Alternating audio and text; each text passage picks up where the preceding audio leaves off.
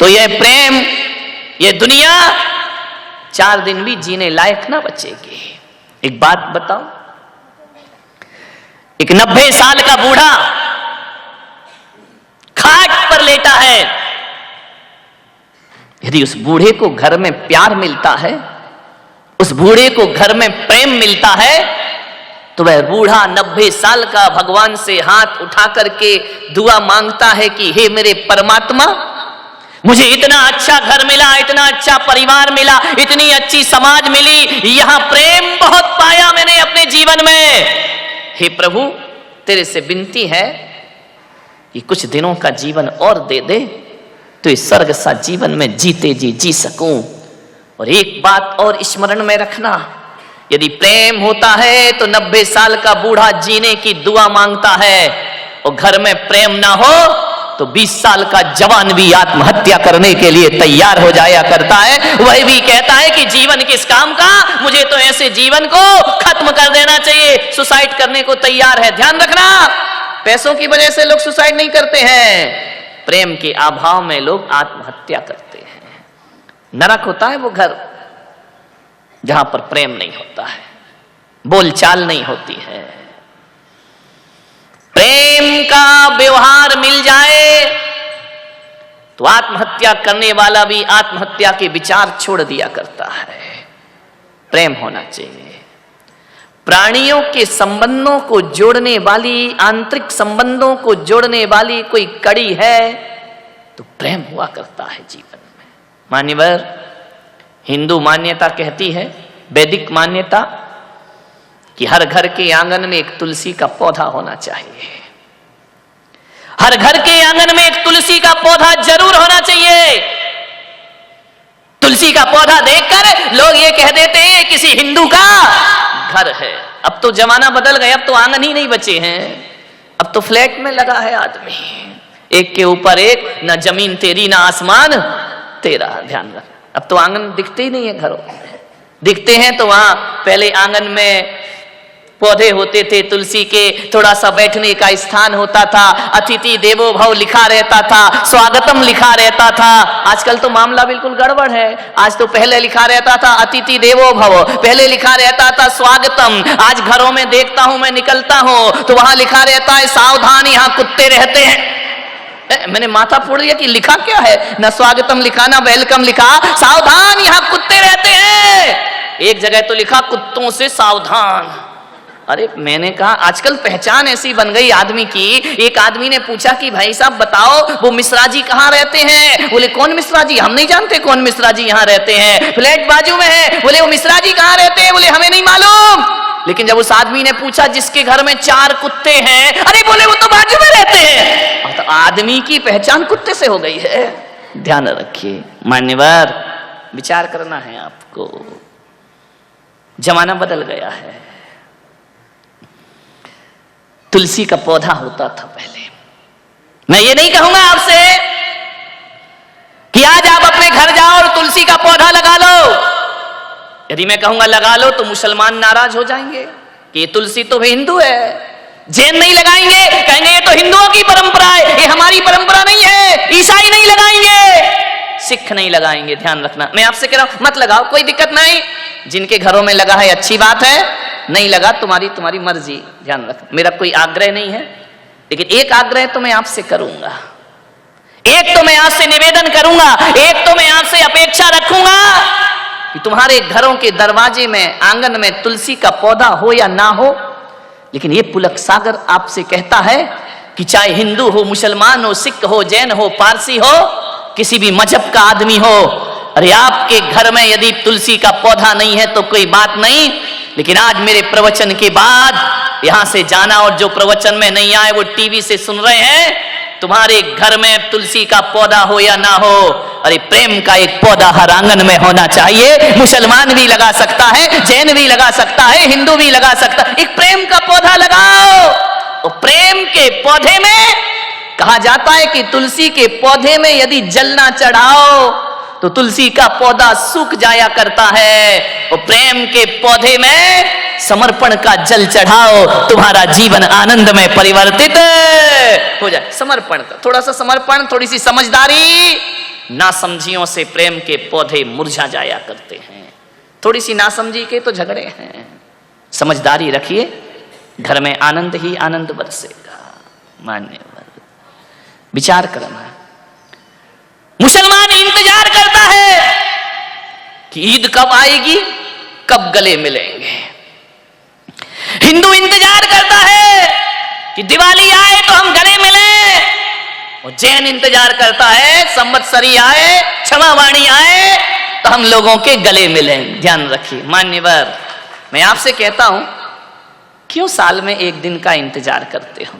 अभी अपनी चारों समाज लगी है ना, श्वेतांबरों की क्षमावाणी अलग आएगी, संवत्सरी स्थानक वालों की अलग आएगी, दिगंबरों की अलग आएगी। मैं आपसे निवेदन करना चाहता हूं, पूरी यहाँ के जितने भी लोग यहाँ पर बैठे हुए हैं, क्यों इन चीजों के लिए तुमने एक दिन चुन रखा है? मैं तो कहता हूं, रोज सुबह उठकर गले मिलो, तुम्हारे घर में रोज ईद हो जाएगी। रोज दोपहर को गले मिलो, तुम्हारे घर में रोज दिवाली हो जाएगी। रोज शाम को गले मिलो, तुम्हारे घर में संवत्सरी और क्षमावाणी रोज हो जाए। एक दिन क्यों? अच्छे कामों के लिए एक दिन, लड़ने झगड़ने के लिए 365 दिन। विचार करिए, प्रेम के लिए एक दिन का इंतजार क्यों करते हो? रोज दिवाली मनाओ, रोज होली मनाओ, रोज क्षमावाणी मनाओ, रोज ईद मनाओ। मेरे भाई, गले तो मिलना है लोगों के हमें। विचार करना, प्रेम नहीं तो जीवन में कुछ नहीं।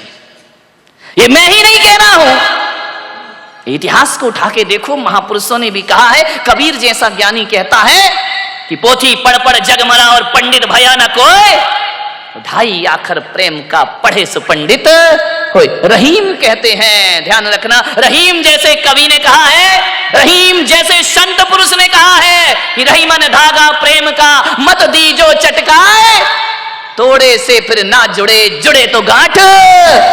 रहीम ने कहा हीरे मोती की माला टूट जाए तो कोई बात नहीं है, लेकिन प्रेम का नाजुक धागा कभी टूटना नहीं चाहिए। ध्यान रखना। मीरा ने कहा एरी में तो प्रेम दीवानी मेरो दर्द न जाने कोई। ध्यान रखना। जीसस ने कहा लव इज गॉड, प्रेम ही परमात्मा है। महात्मा बुद्ध ने कहा प्रार्थना ही परमात्मा है, और भगवान महावीर ने कहा वात्सल्य ही परमात्मा है। वात्सल्य से बड़ा दुनिया में कोई परमात्मा, सबके अर्थ एक ही है।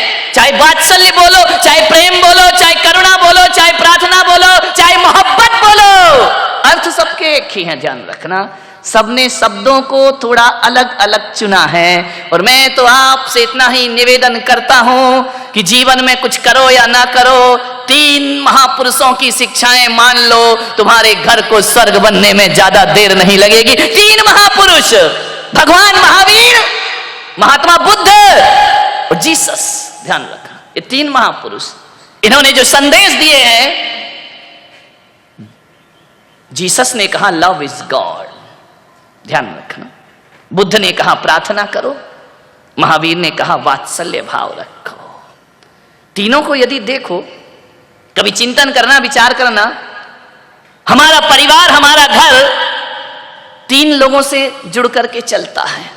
एक तो हमारे घर में वो होते हैं जो हमसे बड़े होते हैं, बुजुर्ग होते हैं। एक हमारे घर में वो हैं जो हमसे बड़े हैं, बुजुर्ग हैं। दूसरे वो हैं जो हम उम्र के हुआ करते हैं, और तीसरे वो होते हैं जो हमसे छोटे हुआ करते हैं। जिंदगी इन 3 के अलावा चौथी के पास तो जाती नहीं। या तो हमारा जीवन का संबंध अपने से बड़ों से बनेगा, या बराबर वालों से बनेगा, या अपने से छोटों से बनेगा। तीनों महापुरुष, ध्यान रखना। प्रार्थना का संबंध जो बुद्ध ने दिया है, प्रार्थना का संबंध अपने बड़ों के बीच में रखना चाहिए। प्रार्थना जब भी होती है, छोटे और बड़ों के बीच का रिलेशन बनाती है। प्रार्थना बड़ों से की जाती है, प्रेम हम उम्र वालों से की जाती है। घर में बुजुर्ग हैं, दादा दादी हैं, उनसे प्रार्थना के संबंध रखो, रिक्वेस्ट करो। ध्यान रखना, कोई भी बात कराना है और अपने से जो हम उम्र हैं उनसे प्रेम का संबंध रखो, वहां जीसस खड़े दिखाई देंगे। और अपने से छोटों के प्रति वात्सल्य रखो, वहां भगवान महावीर खड़े। 3 लोग, ध्यान रखना, 3 संदेश। मैंने एक दिन सोचा कि भगवान महावीर ने अलग से शब्द क्यों लिया। ये वात्सल्य शब्द जैनियों का है, ध्यान रखना। भगवान महावीर ने कहा वात्सल्य अंग सजा जो ध्यावे सो तीर्थंकर पद। वात्सल्य अंग जो धारण करता है वो तीर्थंकर पद को प्राप्त कर लिया करता है। मैंने कहा महावीर ने प्रेम को क्यों नहीं चुना? जैन दर्शन में प्रेम शब्द नहीं है। किसी भी आगम को उठा के देखो, वहां अहिंसा शब्द तो मिलेगा, वहां वात्सल्य शब्द तो मिलेगा, प्रेम नहीं मिलेगा। प्रेम तो जीसस के पास है। मैंने सोचा, मैंने अपने भगवान महावीर से पूछा कि भगवान आपने प्रेम शब्द क्यों नहीं चुना? महावीर ने कहा नहीं, यदि मैं प्रेम शब्द को चुनूंगा तो ये जो पीढ़ी है ना 21वीं सदी की, ये वासना को प्रेम समझ बैठेगी। ये समझेगी कि जो वासना है वही परमात्मा है। नहीं, महावीर थोड़े दूरदृष्टि थे। उन्होंने कहा वासना नहीं है तो प्रेम ही। लेकिन महावीर ने कहा वासना रहित प्रेम करो, मोह विहीन प्रेम करो। महावीर के दर्शन, महावीर के सूत्र समझिए। भगवान महावीर ने कहा यदि मैं प्रेम शब्द को धर्म बता दूंगा तो सारी दुनिया वासना में डूब जाएगी। महावीर ने कहा नहीं, प्रेम मेरा वासना वाला नहीं, मेरा प्रेम तो निर्वासना का है, मेरा प्रेम तो मोह विहीन है। कैसा प्रेम करें? तो भगवान महावीर ने हमें उदाहरण दिया, गाय और बछड़े की तरह प्रेम करो। मैंने कहा मां भगवान, इंसान को समझाने के लिए जानवर का उदाहरण क्यों दे रहे हो? ये तो इंसान है ना, कैसा प्रेम करे? बोले गाय बछड़े की तरह। बाहरी आदमी की जिंदगी अब तुझे समझाने के लिए महापुरुषों को पशुओं के उदाहरण देना पड़ते हैं, जानवरों के उदाहरण देना पड़ते। कितना स्तर गिर गया इस आदमी का। मान्यवर, आज तक किसी पशु को इंसान का उदाहरण नहीं दिया गया होगा, लेकिन हर इंसान को पशु का उदाहरण। मैंने कहा भगवान, इंसान का उदाहरण क्यों नहीं दे रहे हो? आप ये बोल दो ना कि मां बेटे की तरह प्रेम करो। महावीर ने कहा नहीं, गाय बछड़े की तरह प्रेम करो। मैं चिंतन कर रहा था, सोच रहा था गाय बछड़ा क्यों लिया, मां बेटा क्यों नहीं बोला?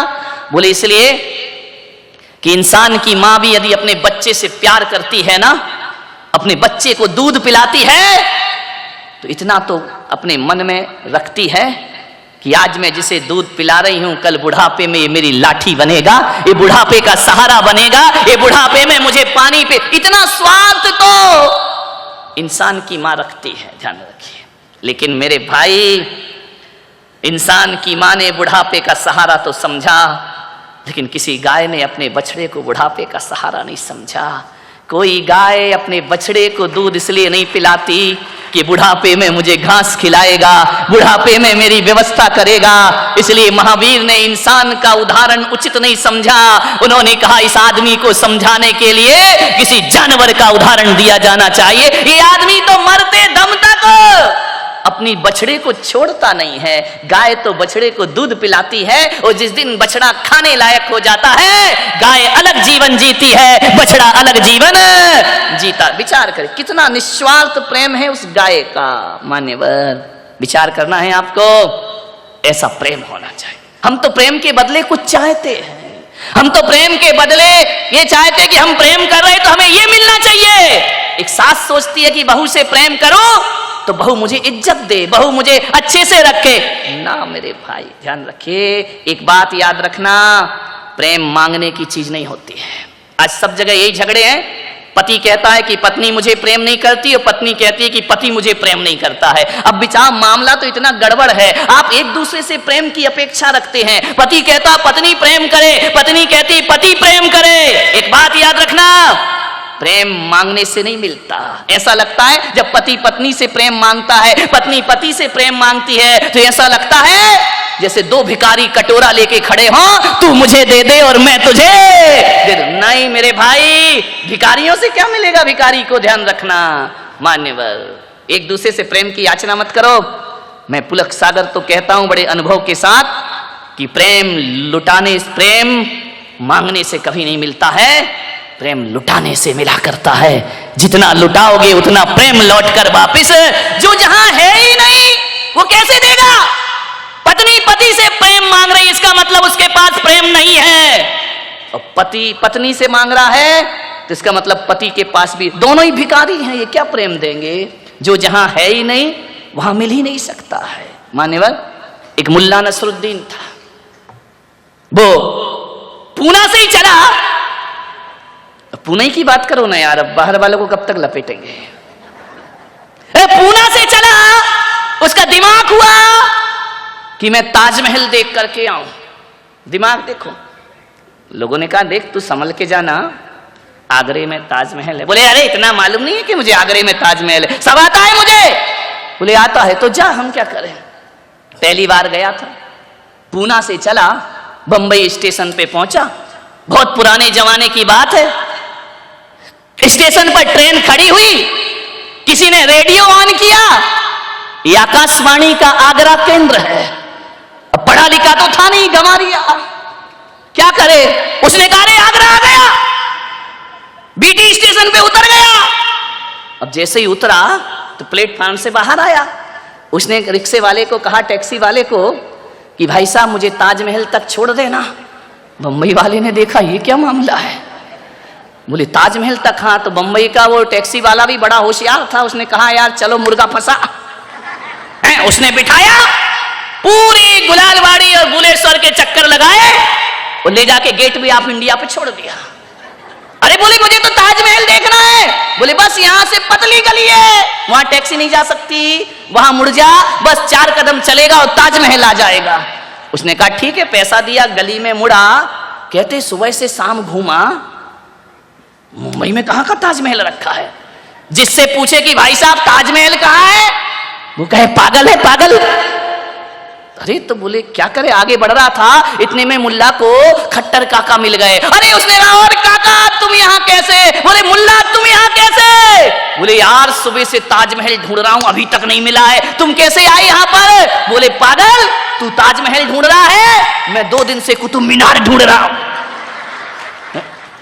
आदमी का दिमाग तो देखो, एक ढूंढ रहा है ताजमहल, एक ढूंढ रहा है कुतुब मीनार, बैठे मुंबई में।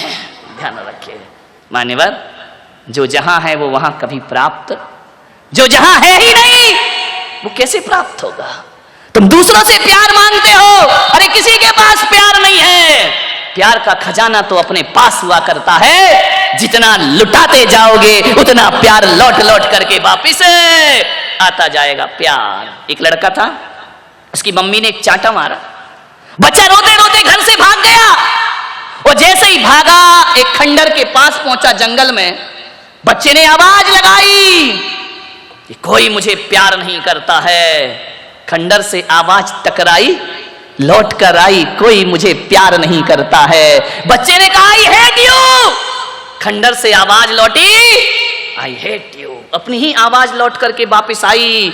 बच्चे ने कहा अच्छा, ये जंगल भी मुझे प्यार नहीं करता, ये जंगल भी मुझे नफरत करता है। वह रोता रोता मेरे पास आया और उसने कहा कि महाराज मुझसे सब नफरत करते हैं। मैंने कहा ऐसा नहीं होता, इस दुनिया में हर कोई एक दूसरे से प्यार करता है। बोले मुझे नहीं करता। मैं जंगल में गया, मैंने आवाज लगाई आई हेट यू, तो जंगल से लौटकर आवाज आई आई हेट यू। बोले जंगल भी मुझसे नफरत करता है। मैंने कहा तू बिल्कुल गलत कर रहा है, अब फिर से जाओ उस जंगल में। बोले नहीं जाऊंगा, वहां सब मुझसे नफरत करते हैं। मैंने कहा फिर से जा, थोड़ी सी भाषा बदल ले। बोले क्या। मैंने कहा जा, वहां जाकर बोलना आई लव यू, मैं तुम्हें प्यार करता हूं। बच्चा गया, उसने आवाज लगाई आई लव यू। खंडर से आवाज आई, क्या आई, तुम तो लगा दो भाई, हेट यू आई या लव यू आई, आई ना। बच्चे ने कहा अच्छा, सब मुझसे प्यार करते हैं। मान्यवर, कहने का मतलब इतना ही है, जो दोगे वो लौटेगा। हंसी दोगे हंसी लौटेगी, फांसी दोगे फांसी लौटेगी। ध्यान